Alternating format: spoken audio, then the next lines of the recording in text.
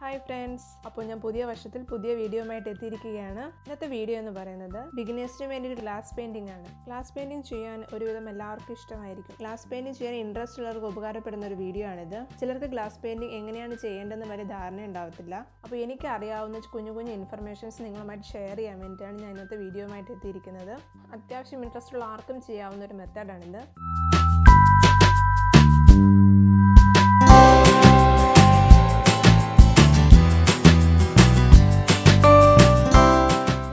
വളരെ നന്നായിട്ട് വരയ്ക്കണമെന്ന് അറിയണമെന്നൊന്നുമില്ല. Print out എടുത്ത ഡിസൈനിൽ നമുക്ക് ചെയ്യാവുന്നതേ ഉള്ളൂ. ഞാനിവിടെ ഒരു ഡിസൈൻ പ്രിൻ്റ് ഔട്ട് എടുത്തിട്ടുണ്ട്.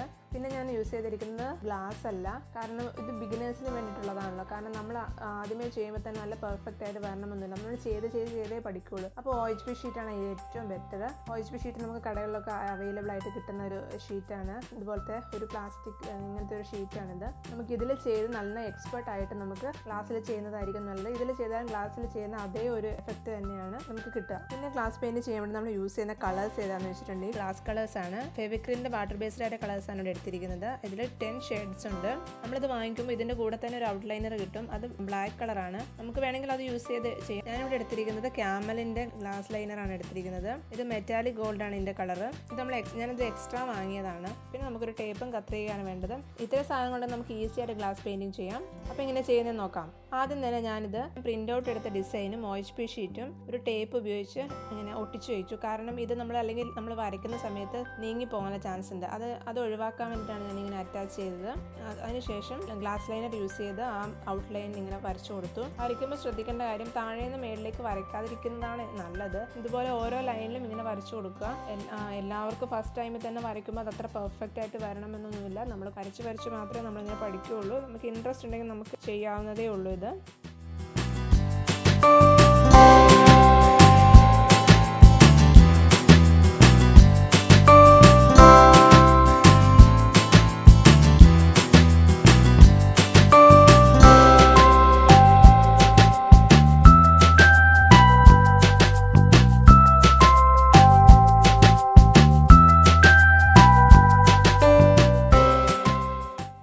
വീഡിയോ ആദ്യമായിട്ടാണ് കാണുന്നതെങ്കിൽ താഴെ കാണുന്ന red colour subscribe button click ചെയ്യുക. അപ്പോൾ തൊട്ടടുത്തൊരു ബെൽ ബട്ടൺ വരും, അതും കൂടി ക്ലിക്ക് ചെയ്യുക.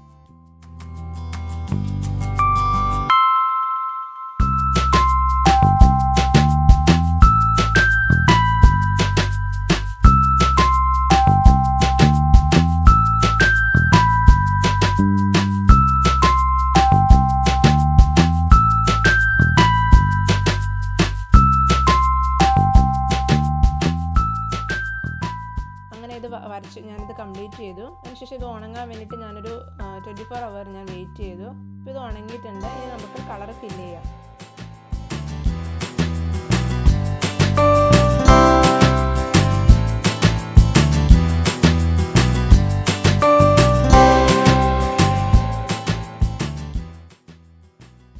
കളർ ഫില്ല് ചെയ്യാൻ ഭയങ്കര ഈസിയാണ്. ഇങ്ങനെ ജസ്റ്റ് ഇങ്ങനെ വരച്ചു കൊടുത്താൽ മതി. സ്പ്രെഡ് ചെയ്ത് കൊടുക്കുമ്പോൾ ശ്രദ്ധിക്കേണ്ട ഒരു കാര്യം, ഇതിൻ്റെ ഔട്ട്ലൈനുള്ള പോർഷൻ കൂടി എല്ലാ സ്ഥലവും ഫില്ല് ചെയ്ത് വരാൻ വേണ്ടി നമ്മൾ ശ്രദ്ധിക്കണം. പിന്നെ ഷെയ്ഡ്സ് കൊടുക്കുമ്പോൾ അത് രണ്ടും കൂടി നന്നായി മിക്സ് ചെയ്യാനും കൂടി ശ്രദ്ധിച്ചാൽ മതി.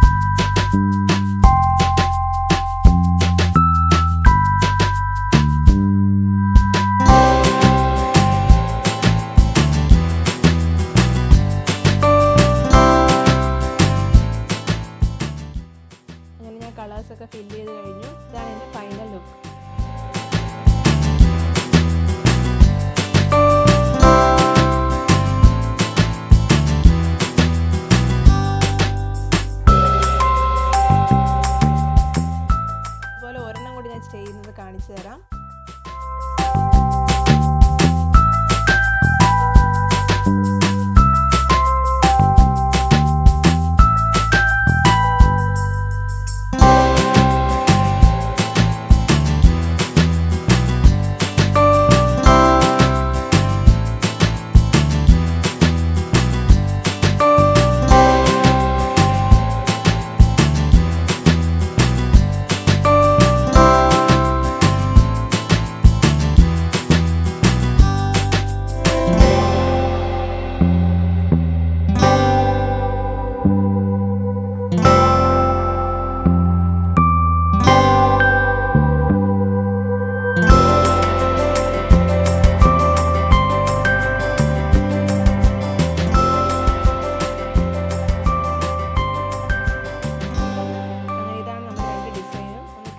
ബാക്ക്ഗ്രൗണ്ടിൽ നമുക്ക് ഇഷ്ടമുള്ള കളേഴ്സ്, ഇത് പ്ലെയിൻ ആയതുകൊണ്ട് നമുക്ക് ഇഷ്ടമുള്ള കളേഴ്സ് വയ്ക്കാം. ഞാനിത് വൈറ്റ് ഷീറ്റിൽ വെച്ച് നിങ്ങളെ കാണിക്കുന്നത്. ട്രാൻസ്പെറൻ്റ് ആയിട്ട് വേണമെങ്കിലും കാണാൻ നല്ല ഭംഗി ഉണ്ടാവും.